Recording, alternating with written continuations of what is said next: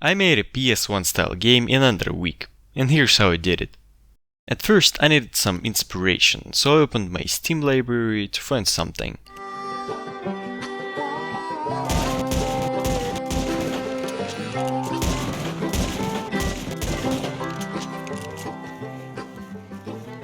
After some time, I thought I want to make something like a shooting range in Red Dead Redemption setting, and all that in a PS1 style of course. To bring this vision to life, I will use Unreal Engine 5, because it's Unreal Engine 5. If words Lumen and Nanite mean something to you, then you know why I chose it. How will they help me to create a PS1 style game?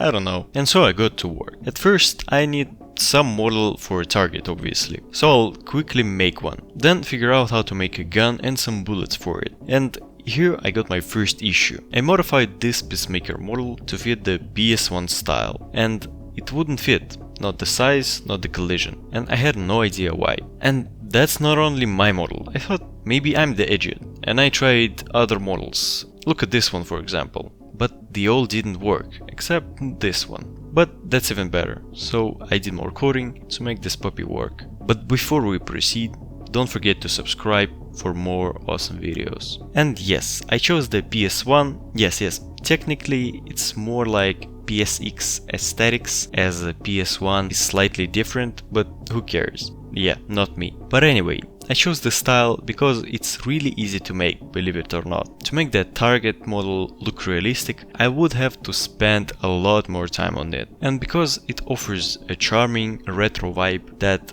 taps into nostalgia, allowing me to focus more on the gameplay and storytelling without the complexity of modeling. And the distinctive and quirky aesthetics will make my game stand out. With that out of the way, I got all the models ready for the next step, the target spawning mechanics. I made it so that when you shoot them, they disappear and then randomly spawn within this box that I can control with this thing. I thought that I can make them not spawn if they are colliding with any object to prevent this from happening, but I couldn't figure that out for some reason.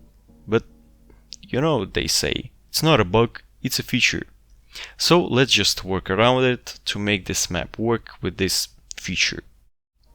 At first I wanted to make like a Wild West village, so that the player would have to run around the town to find targets, but as the spawning works now, they would just spawn in the middle or in the houses, and the player wouldn't have an ability to get to them. So I'm changing the script a bit. But we're nearly done. I'll just quickly finish the map. Yes, all the models are linked down below. A bit more coding, create a fog. Yes, a reference to Silent Hill, and also I worked on the UI to complete the overall feel of the game.